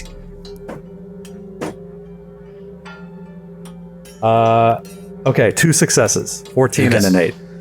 Okay. Let's look at the major players right after this quick break. If I can direct you to roll 20 here. This was a cool move, Skid. So I'm going to show you kind of an overview of the people here tonight. Ooh. Well, that's So handy. there is Fenton Quill, the dignitary from House Harkonnen. There is Dinar Banan, the guild navigator representing the Spacing Guild. Big deal that this creature is in the house. Then, of course, we have House Houdin, Delessa, Corin, Aurelius, and Pharos. And this is what you know of House Triloris in terms of their major players. There are plenty of other minor players, as well as plenty of minor players in House Houdin. But you have Duke Goran Tyloris and his wife, Duchess Moira, the heir, Dresden Tyloris, the brother, Thurman, Dace O'Ren, the swordmaster that you've heard of but have not seen, and then another person named Ilgard Fane, and it sounds like he is an assistant, an accountant, a keeper of records of sorts. His role is unclear. He's very close to the Duke. But you don't think he has Mentat training. You don't think he's a soup doctor or anything. You just think he's a close member of the family. Can you guys see the names of all the NPCs or no? No. Only of ours. Well, that's fun. Well, I will get to that so you I can see. see Ilgard Fane. Yeah, I see Ilgard. I spelled that wrong. I love Roll20, but they do this thing where they make you click 19 boxes to make the players be able to see the names of these people. But Why don't you switch to Foundry? switch to Foundry, so much better. I will slowly unload these names here, but yeah, these are your major players, and over the course of our story, we'll add even more. But I imagine as you get this information, is there anything you want to do with it before the formalities begin? Well, I think Aurelius is going to bend the Duchess's ear. By the way, Becca, how do you like your grace? Is that how you'd prefer to be your Hell yeah. be addressed? Okay. I should tell Her Grace about all that I have learned. I shall lay out the connections and all the major players that are here tonight. I'm sure she knows most of it, but I'm just pointing out like anyone minor that I stare straight ahead as you mutter over my shoulder. Okay. So This is a minefield, Your Grace. You must step carefully. you step towards the background there, Aurelius. And the Duke Gorin, approaches you, Delessa. You can see Dresden in the background, but they haven't made the formal introduction yet. There's been a lot of just, you're talking to your people, they're talking to their people. It's a whole thing. It's all part of the dance. But now it's clear it's time, before the show begins, to... I give him a humble bow. He returns it as well. Good. Nice. Good one. He says, Lady Houdin, thank you for inviting us to this performance tonight. You know my wife, Duchess Moira. This very stern-looking woman with lace covering her face, nods solemnly at you. I bow deeply to her as well. Moira, may I call you that? Oh, yes, I suppose we should be quite familiar with each other from now on. Do you prefer Delessa, or would you like to retain the title of Lady Houdin? For now, let me retain my title, as I will be giving way to it soon with the merger of our great minor houses. May we soon become of the major elk? Yes, that is the hope. And Gorin says, yes, this joining of our houses, it was, may I say it was a wise move, Duchess. There was talk that you would never take a husband. I never believed it. I thought you wise, and I knew your mother, and she was wise as well. Well, naturally, I would not have, were it not for your young Dresden catching my eye. Yes, well, he's a good boy. I think you'll find him a capable husband. And you are right to say we are far stronger together than we would ever be apart, let alone in enmity with each other like we've been all these years. Who can even remember the cause of such enmity? If only I could take, well, the entire House Tyloris into this union, but of course, this wedding will just be between the two of us. Do you understand my meaning, Moira? And I give her a wink. I'm trying to imply it's too bad we couldn't all have a big wedding, you know? Yeah. She looks at you quizzically and uncomfortably. Right, and then I turn to Garen. Wink with the other eye. Whatever the case may be, I certainly don't remember why this ever started in the first place, but I'm glad it is behind us. This is a great union for more ways than one. You know, our intricate knowledge of machinery and your talents in stagecraft, there's no limit to what we can do to not only innovate entertainment here on Arrakis, but on other planets as well. Perhaps one day Dune will be known not only for spice, but for the new House Tyloris that we shall build together. But I imagine there's much we can build. I very much look forward to you experiencing what the incredible members of my house have been able to present. Pharos is the head of much of our stagecraft and has created some brilliant designs to bring wonder to the eyes. Oh, I can see from your wonderful box here, this set that you have here tonight. May I ask the subject of this play we are going to take in this evening? No, you may not. I'm sorry to have offended you by asking you. I wish for it to be a perfect mystery to you. Were I to spoil it, I would be robbing you of a great pleasure. Well, that makes sense. I love surprises. My wife, not so much, but I'm excited. Is it a musical? No, you know what? I'll just see it when it happens. Listen to me prattling on. This is not my night, it is my son. So allow me to officially introduce you to your future husband. Dresden, Come here, boy. And Dresden Tyloris, baby played by 19-year-old Finn Wolfhard, playing an 18-year-old, walks forward, very handsome, very proper, steps forward, and he reaches out for your hand to kiss it. As I give it, I bow as deeply as I possibly can with one knee behind the other, like almost touching the ground. Naish. Yes, and like a Moliere play, he tries to beat your bow, and you go back and forth doing the bow gag. And he says, my lady, it is a pleasure to finally meet you in person. You can tell he's been coached a little bit. He's very proper.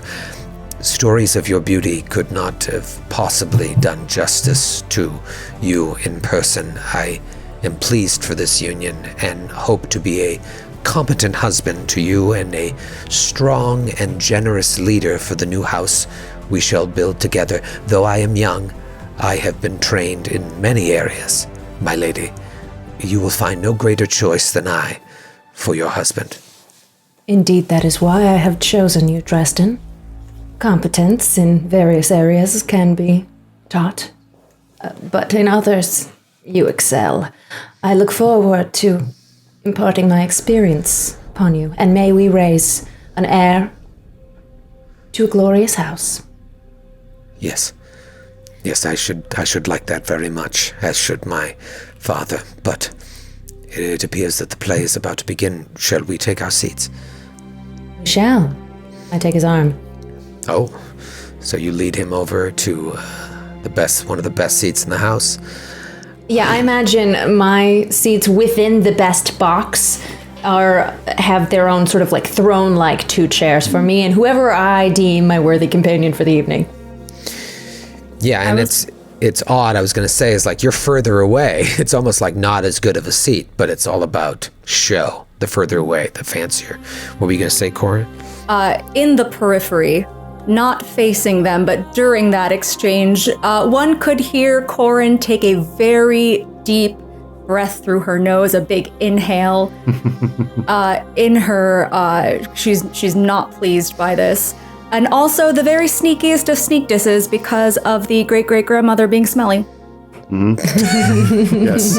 And perhaps at this moment the lights dim and Corin has another reason to be perhaps slightly offended as just cascades of mist spiral up from the base of the opera house as lights are projected on them, and a shipwreck is currently occurring in midair of this Guggenheim-esque spiral opera house. Like thunder claps, rain seems to swirl around, and a young mezzo-soprano is belting out a stormy song from the deck of a ship that, due to suspensor technology, appears to break apart in midair in the center of this storm. And Pharos is like operating some dials that let this mist coil around, just knowing how obscene it is that water is being used in this aesthetic way. Oh wow, yeah. Oh, what a slap to the face of every great affront to the but commoners. it's the sort of conspicuous consumption that pleases their Harkonnen masters. Yeah, what does the Fremen Corin think about this waste of water? A person with the sharpest of hearing could hear her teeth grinding. But she is not in a position or place. But one would know from being around her and being a Fremen that she is quite displeased at this.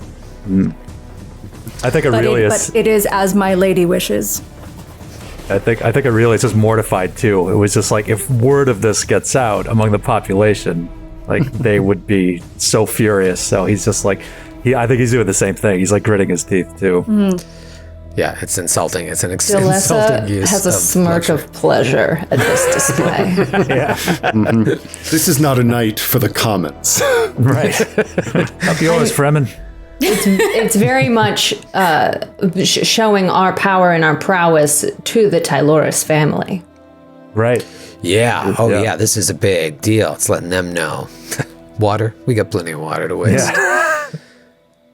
As this spectacle is unfolding and the crowd is hushed, Dresden leans over to you and says this is quite impressive. They say that you are masters of stagecraft. How did you come to learn this trade? Were your parents set designers as well? Shh, not during the shot. Just kidding. Shut up, kid. I'm sorry. I'm not. And Usher comes over, sir. Shines a flashlight. Oh, I'm actually in the wrong scene. I'm supposed to be marrying that woman over there. Enjoy the show. Oh, I feel like such an idiot. So sorry. So sorry. B3. Indeed, the Houdin line is a great family of stage crafters, of deception with the very machinery that creates these illusions. Were you not taught of our legacy?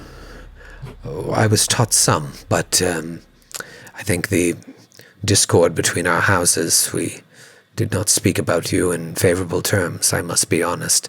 I do apologize that our houses were at odds for so long, old feuds over silly forgotten things. We must move on, and our union is a grand step towards healing. Hopefully other houses will look to us as a model for progress.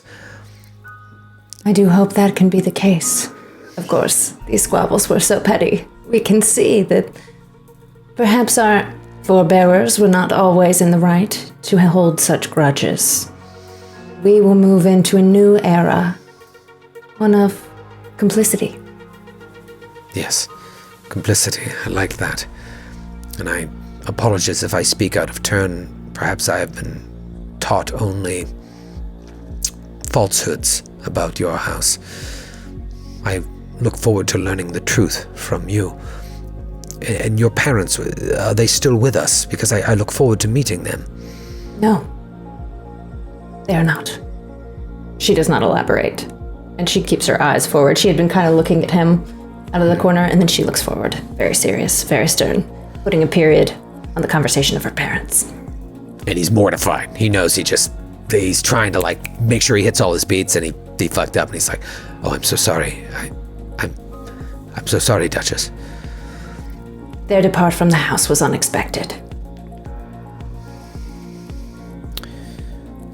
While you're getting to know each other and the show is starting to take over, Aurelius, you notice the Duke's brother, Thurman, just kind of giving you dirty looks. You probably, I imagine, especially you, of all people, have done your homework on House Tyloris. What you know of Thurman Tyloris is that he is a drunkard, alleged Samuda addict. He's the older brother of the Duke, but their father thought that he was unfit to lead, so he crowned his younger brother, Duke, before he died. He was passed over. The current Duke, his brother, loves him, so maybe out of love or pity, he made him his top advisor. Just as kind of sorry, our dad thought you're shitty. But he's just irascible and confrontational. At a certain point, he goes to move to exit the box, and he gives you one of these come here, I want to talk to you.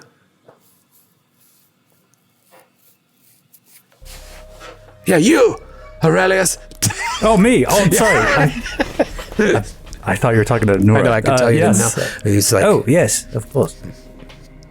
So you come out into the hallway, Corin's standing there. He notices Corin, looks around like someone else is supposed to be there, and then just kind of motions you away from the Swordmaster. He's got a stink on his breath of wine. And Wow. he's just kind of sizing you up. They really do stink. They really do stink. The rumors are true. Yes. He says, so, you're a mentat, yeah? Yes, I was conditioned. I've undergone mentat conditioning. Yes, I find it helps me in my role as envoy. Oh, I suppose that's one of the fringe benefits of having a house run by a Bene Gesserit, that you can afford the luxury of having a human computer at your beck and call. And he kind of stiffens a bit and he says, well, we have various needs, and I try to fulfill them. We don't try to be exhibit largesse, but we do what needs doing, don't we? Duty calls. Now he gets a little close to you, a little too close, but not like he's gonna fight you, but he's a bull in a china shop. And he says, you should know. Finger, a little too close. My brother gets all the advisement he needs from me. Although I imagine a servant of your particular training may come in handy from time to time. You will serve House Tyloris well, I imagine. And you will give your new duke the same care and attention that you do your current mistress, yes? And Aurelius just bows obsequiously. And he says, but of course, I have only ever endeavored to make myself useful in whatever circumstances I find myself in. To serve your house as I have served House Houdin will be a distinct pleasure, and I look forward to it in whatever role you may find for one of my such humble abilities. Those stains on your lips. Is it true what they say, that juice gives you powers? Powers may be overstating things. It gives me certain capabilities that I was not capable of before. I will volunteer that much. Do you abuse those powers? Have you looked into us? And what do you see? No, of course not. Only that which you wish to show. I have no capacity for the kind of subterfuge that you suggest. He nods. Feel like he's just gonna punch you at any second. Yeah, and he's I think Aurelius, I think he's a big physical coward too. He's just like, please don't hit me. You wouldn't hit a guy with glasses, would you? Even though he's not wearing glasses. Who's the actor that plays Hellboy? Ron Perlman? Yeah, imagine Ron Perlman, like that kind of physical presence. He's drunk and he's thrown his weight around. And he turns to just, like he's had enough with you. But then he comes back and you know it's coming. He's like, so what service do you really provide the Duchess? He looks you up and down. Does she stoop to bring a creature such as you into her bed as well? So this is the other thing. I think Aurelius is a big prude. And it's like everything that Delessa engages in, it makes him very uncomfortable. Mm-hmm.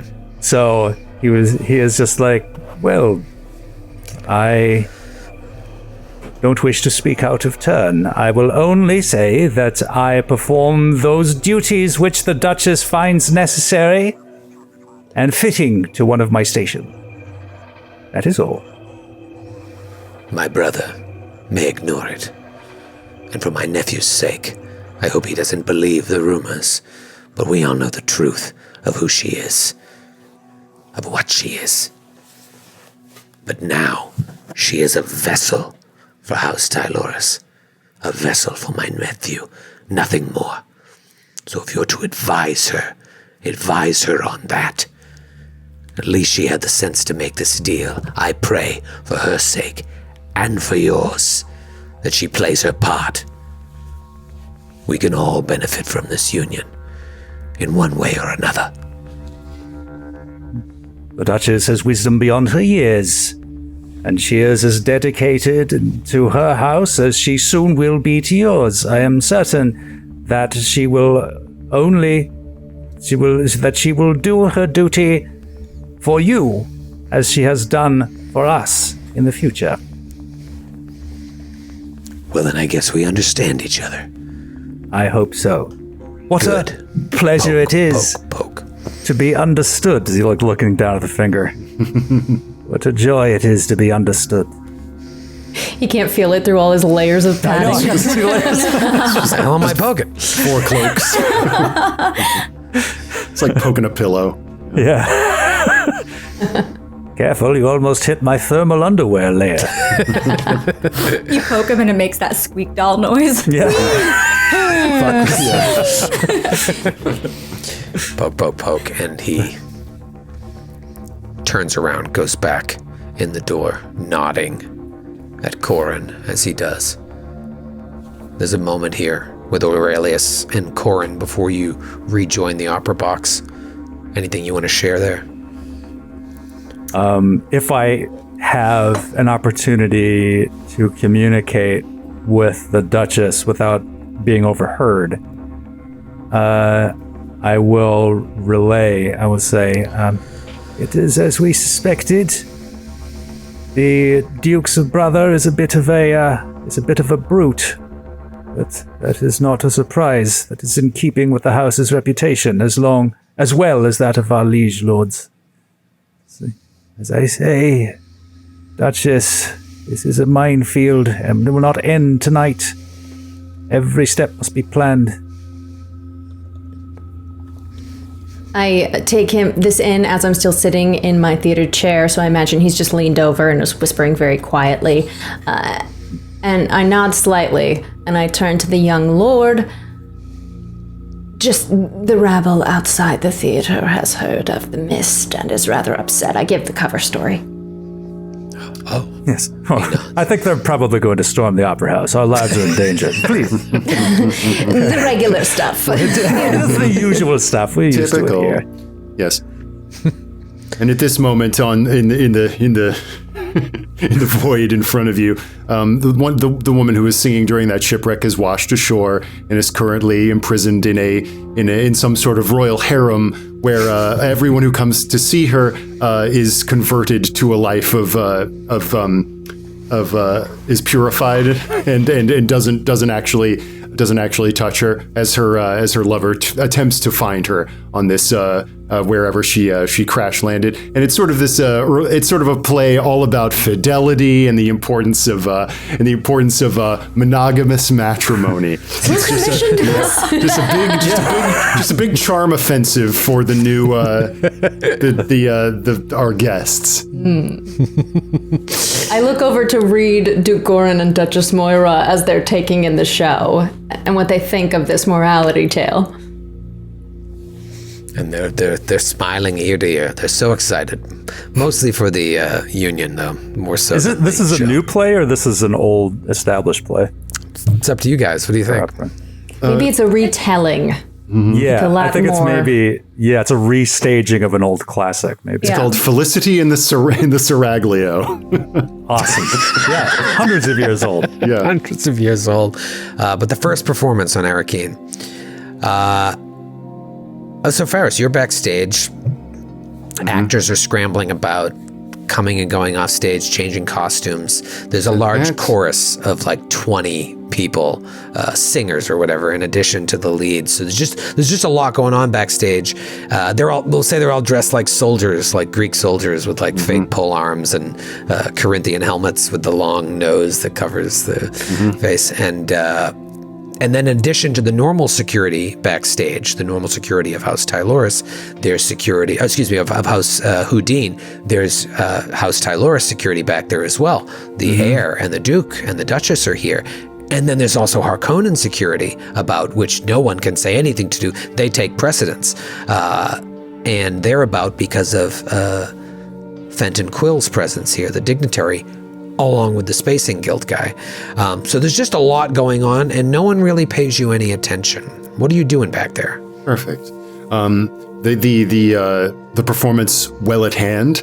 I think there's like little prompters, apertures all throughout, honeycombed throughout this building where you can kind of pop out and aid a performer when they go up on lines. Feed a line. And I think Pharos is like maybe makes his way up some interior catwalk, passing by a group of performers dressed as soldiers and nymphs, and is like barely filling out that caboose helm as he helps someone, is like, on your way, and continues up and maybe reaches one of those apertures and is now kind of giving the same sort of like hard stare that he gave to the same sort of vibe check that he gave backstage to Fenton Quill and the navigator, whose bulky form he can dimly see through the golden gas of his tank. Yeah, it's just an odd presence. They're so high up, but you have access like no one has, and so you really get maybe the best view of the house of them being backstage. And it's just, I don't know what your experience is with the Guild Navigators, but it's an uncomfortable feeling. I am terrified of them, as like anything or one with these preternatural powers. I know, like, one of the most uncomfortable things for me is someone who sees through me. And I know that this navigator, if he turned his eye to me, would see me in all my guises stripped bare. Yeah. Also, there's a real danger of their presence drawing focus. We'd have to be in complete darkness. Because I was at a Broadway show once and Tony Danza was in the audience, and that was all I could think about. I hope nobody told the actors. They'll be out of their mind. That was Mike Tyson, so I assume that. But one of the traits was dark, so that might come in handy.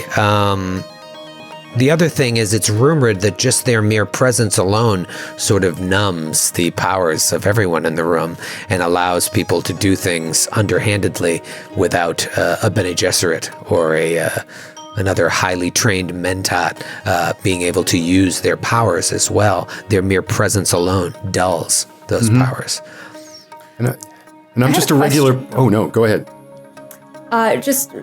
We hadn't discussed this, but I'm wondering if we could have, since we are spy masters, as our craft, would we be able to all hear, like have some sort of device that looks like an earring, perhaps, that would allow us to have, if somebody comes in very close to us for a conversation, we'd be able to overhear.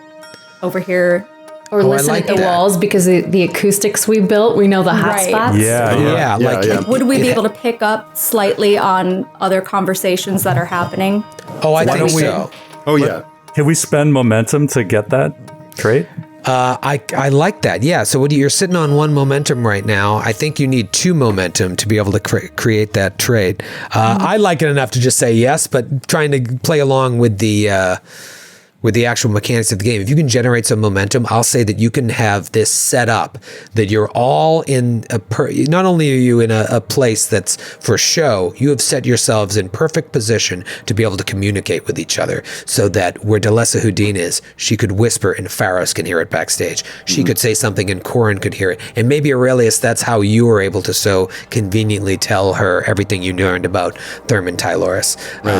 You ever been in a park and they've got those sort of parabolic dishes where you whisper in one and you can hear it across the park in the other, and it's like that. Just there are these little niches in here, and maybe the throne that Delessa sits in is one of these kind of like dishes. Ooh, the headrest itself. Yeah. Oh yes, that's nice. Well, I was saying, I sent in an email before we did this that there in the lore there is an opera house on Kaitane, that the Hasek III Performing Arts Center that has acoustics like that. They say you can stand in one place and like the barest whisper can be heard like anywhere throughout the house. And that was my suggestion, was that the House Houdin actually designed it. Yes. Would be cool. So yeah, that's like fitting with some of the established stuff. That's how they made their bones, and that's how they got to come to the big show here on Arrakis. Wonderful. So, you bring up a good point, Nora. That's your other jam, is that you're spy masters. You're all about information gathering and secrets. And so I think you all probably have a preternatural sense for something being out of place. And so Pharos, as you're looking through the hole and looking up at the Guild Navigator and just taking everything in, even though it seems like no one is paying attention to you, you know right now someone is watching you. Close by. And I slowly step away and, as though I'm just kind of annoyed by something on my jacket, kind of turn around and see if I see who is watching me. And you see a man bald, wearing the colors of House Tyloris. And as you meet his gaze, you see that he has metal eyes. Whoa. He is a Gola. Let's talk about Golas real quick, Ross. So, a Gola would be something that Pharos would know about, but the Pharos that most people know, maybe not, but Golas are clones, basically. Genetically grown by the Tleilaxu from scraps of the dead flesh of the dead person. They can regrow these people in what they call axolotl tanks. Cool. They emerge and they retain memories from their previous life, unlike a test tube grown clone. So a Gola will know what their previous life was, or perhaps if they've been brought back many times, they would know all the previous lives. Or perhaps you could withhold that information from them, or implant information in them. They're a very curious and dangerous, unnatural thing. It's less a clone as it is the undead almost. Yeah. There's one very specific Gola in the novels. Yeah.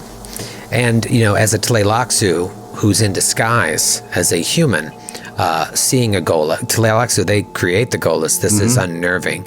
Yes. He sees you meet his gaze and walks slowly towards you and says, "Oh, I'm sorry. I didn't mean to stare. My name is Ilgard Fane of House Tyloris. The Duke instructed me to study the inner workings of your operation, as it will soon fall under the purview of House Tyloris." And then he cocks his head and is like, "Something about you seems so familiar. Have we met before?" In the course of my aesthetic practice, I must confess I've been many places, but I don't believe our paths have crossed before. I see so many people, There are over 100 chorus members in this opera alone, not to speak of the 5 Loves of Zenobia or the tragedy of Theodoric the Bashar, which we are staging in our season to come. But of course, if you are a member of House Tyloris, then the backstage is as open to you as any one of us. The theater is a place of secrets, but we have no secrets amongst each other. Well, that is good to know, and I thank you for the warm welcome. I do apologize for thinking you were perhaps someone else. Fragments of the life I lived before, or perhaps the lives I lived before, they echo through my mind from time to time. I almost feel like several other people's memories just intertwined with my own. This is rather like what our performers describe. Having several other voices knocking around inside their heads. It must be quite strange. Alas, I'm not a performer. I like to think of myself as more of a craftsman. It seems as though you're the product of some very interesting craftsmanship. Oh, yes, indeed, I was.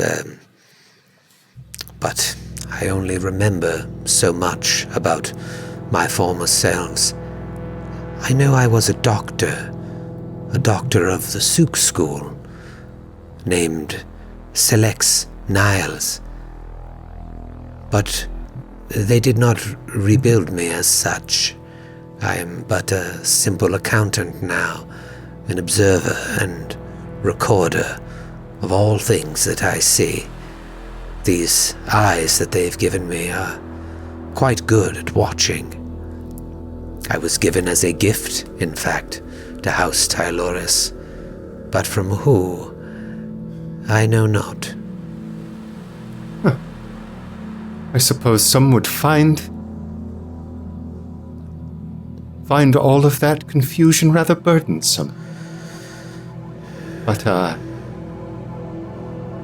we, who are the factotums of our lords, how often we know and do only what we need to know and do. Yes. Can I assist you in any way? Oh, no, I don't mean to be a burden at all. I was just watching your operation and I saw you and you seemed so familiar. I assure you, I must just have one of those faces, as they say. Yes, perhaps that is what it is. This is the trouble with what I am. Things get confusing, even though other things seem quite ordered. You speak of this burden of knowledge. I understand that from a logical perspective, but not from an emotional perspective. They told me that I was murdered, and at least that's what the Tleilaxu told me, the ones who created me, and they did not say who or why. But I don't care. That was the past, and I am not burdened by it. The way I look at it, it happened to another man, not me. Do you know of the Bene Tleilax? Only dimly. I confess that my hands and thoughts are rather full with the apparatus you see about you to keep such things as what happens off our worlds and out of our myriad productions within my ken. But I have heard of them. Oh, yes, and I'm sorry, I can see you're very busy, and here I am prattling on. Perhaps we should speak later about this. I'm sure we'll be spending a great deal of time together now that our houses are joining, assuming you are not made obsolete. I should hope not. I've acquired a certain amount of skills in my time here at the household, and I think it's one's duty, if one truly practices your art well, to practice the art of being irreplaceable. Yes, and perhaps that's what I saw. Not someone familiar, but something familiar. I look forward to getting to know you more. Of course, someone who does their job well. I can see that I'm speaking to a fellow traveler. Yes. I'm sure we'll have much to say to one another. I look forward to our next conversation. And he peels off and walks away. And and underneath the Pharos' black garb, occulted from every eye that may be working nearby, his goosebumps are rippling up and down his arms. Corin, you're standing outside of the main opera box, and you see this dashing man with a red cape, black armor. Say he's like played by Michael B. Jordan, ripped. And he sees you, and he just kind of turns the corner and stops.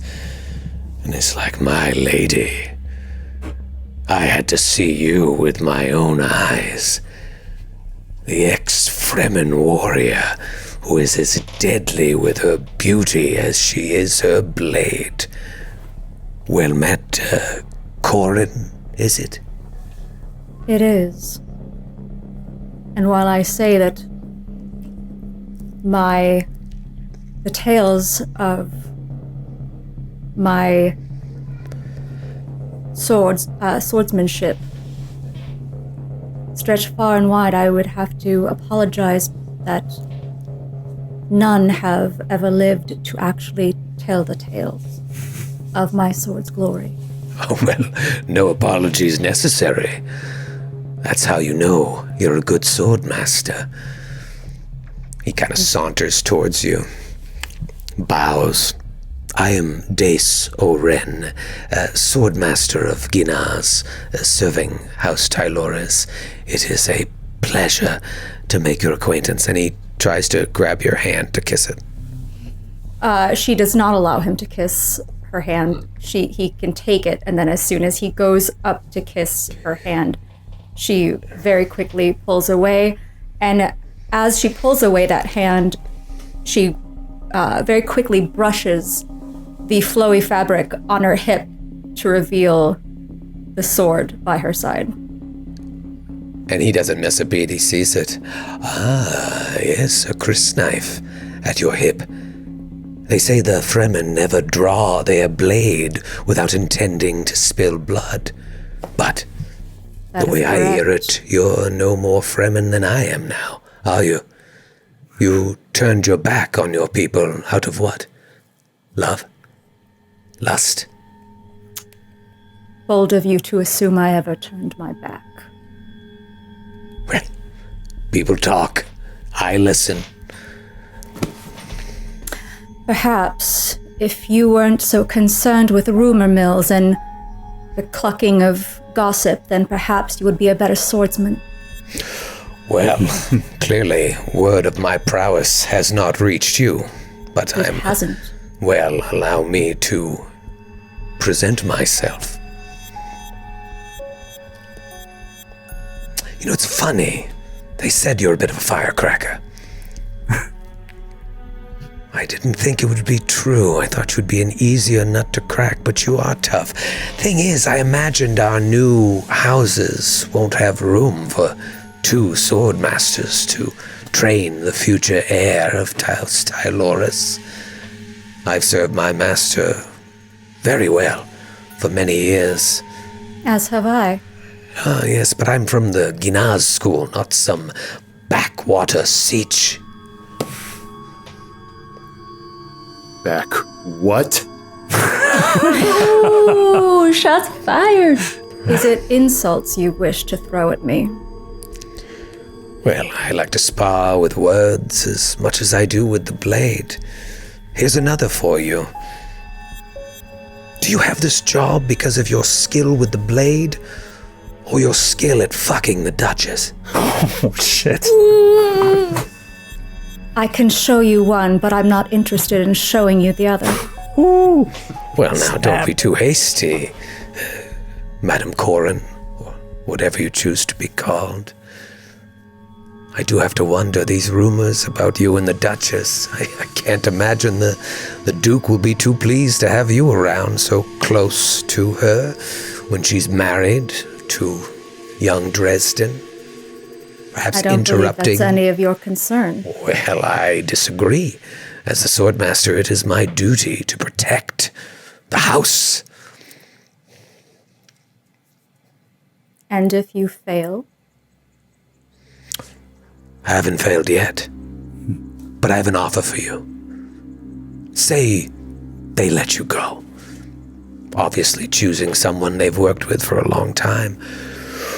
Would you perhaps have any interest in being my wife? Our child could be the greatest warrior, fighter in the galaxy. Do you make love as passionately as you spar with words? Blech. I do, but you would never see it. A political answer. I am a fighter. I try to stay out of politics, because at least there, in fighting, the killing is honorable. And you see Corin slowly, very slowly, step towards this man. And she comes up beside him like she's going to whisper in his ear. And she kind of just smells from his clavicle up his neck to his ear. He stiffens. Comes forward and meets his eyes and says, I would never stoop so low. And she backs off, hand on her sword. He nods, knowing he's been at least verbally bested. Starts to back off. Well, enjoy your last few days as Swordmaster. And keep in mind my offer. I'll save a dance for you at the wedding feast. If you live to see it. Twirls his cape and he walks off. At this moment on stage, the evil harem master, the eunuch Nostromo, has just been killed by the wonderful young lover Pericles, who whisks his lady love up, and they are now escaping, having found Felicity in the Seraglio. And a marriage is occurring on stage, presided over by the personification of love, and everybody is floating around in this beautiful tableau of gorgeous connubial bliss. And then the shower scene. Like from Flashdance? Yes. I whispered to my young lord, what do you call the son of a duke? You son of a duke. You son of a duke. Duke. There will be many plans to be made. Will we have such festivities? Who from amongst our houses will be kept? And who will not? It is something that has concerned me as well, my lady, but I look forward to hearing your judgment on these things. I truly believe this to be a union of our houses. I am not your master, no more than you are mine. Well, that is to be seen. The latter, of course. I have been ruling my house since I was younger than you are now, and I believe I know a thing or two about what is a desirable trait in one who serves. I look forward to these conversations as well. As do I. And maybe there's a moment there you're like, maybe this kid isn't the worst. I am wary. This is not something I want to do. This is something I have to do. He speaks as if he's someone well beyond his years. Mm-hmm. So I am confused because he hasn't offended me yet. Right, you're just waiting for that other shoe to drop. Mm-hmm. Corin, this as Day Soren leaves, where's your mental space? Did you assume that there was a possibility you would get let go? Who is this guy? What is going on? She is furious that he would have the audacity to propose to her after being insulted and her job threatened, and she's ready to fight, but is keeping her calm because she is not about to be bested and let her emotions get in the way. Mm-hmm, mm-hmm. You're duty bound. Well, back on stage, I imagine as time passes and all these conversations happen, we start to reach the climactic moments in this piece. The actual wedding feast occurs. It's a hugely happy ending. It turns out that the father of Felicity was in fact not dead and has washed up to shore. It's one of those absurd like restoration endings where everyone comes back. Yeah. Their chorus line at the end. There's a chorus, except in this case, it's like a chorus spiral up the center of the. I love that. I love the use of suspensors of the opera house, and it's being sung by a basso soprano, someone who has cultivated such intense control over their vocal cords that they can both produce bass notes and soprano notes, and can do incredible runs up and down the limits of the human voice, and now it's snowing on stage also. This is my favorite part. Oh, I love this. So the hero that everyone thought died comes back, and the chorus comes and erupts, and they're belting this Carmina Burana-esque song, and even with the perfect acoustics of this space, it's loud and it's overpowering. It's so loud, in fact, that Duchess Houdin, you're wrapped up in it, and you don't notice that Dresden is coughing. He's like, And maybe Aurelius, you notice that his like shoulders are jumping. You don't think too much of it, but then he starts to like his head comes down and he's really like like hacking and beating at his chest. At first, at that point, I notice.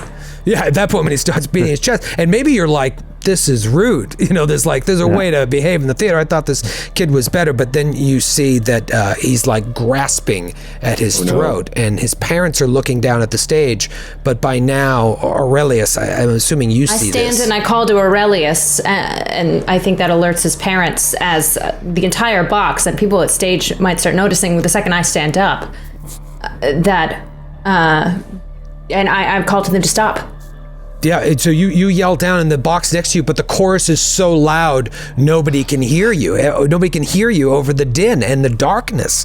And so you're yelling, and he's just like beating at his chest. His parents rush over, and the mother is like screaming, like, and you can't even hear the words, get some help, get some help. And he stands up, and he's trying to like pull his shirt open, and you see that his neck is completely blue, and it's starting to turn his face blue as well. And he's feebly like trying to rip away at the collar, and as he does so, he like stumbles backwards and falls out of the opera box. Oh my God. And falls all the way to the stage, 100 feet down, and lands impaled on one of the spears that one of the Greek chorus members had on stage, and just boom, boom, boom, boom, and falls down.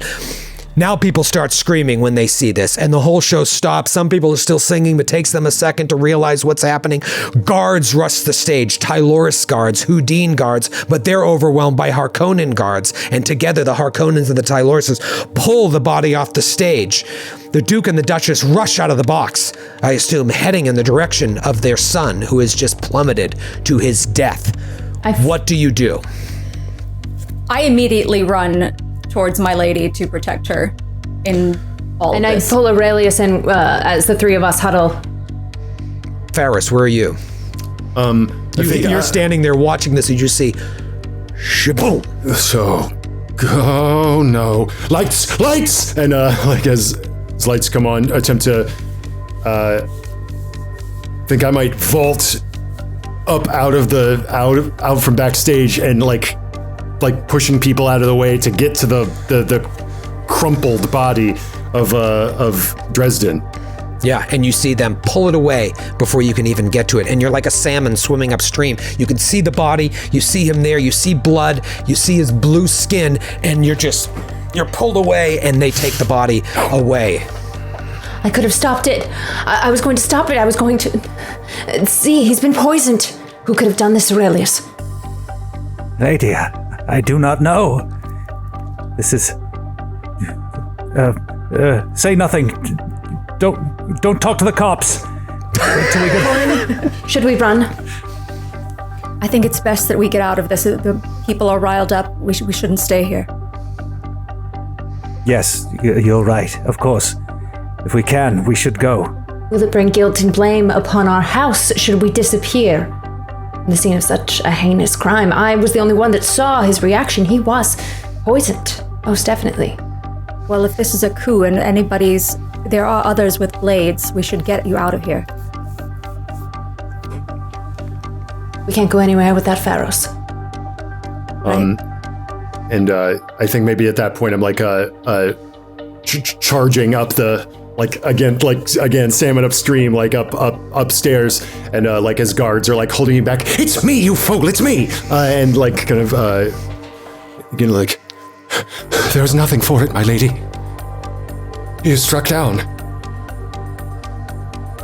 I go to the wall behind my opera seat and I push on it because naturally we have built in an exit through the walls of the theater that no one except for the innermost circles of House Houdin would know of.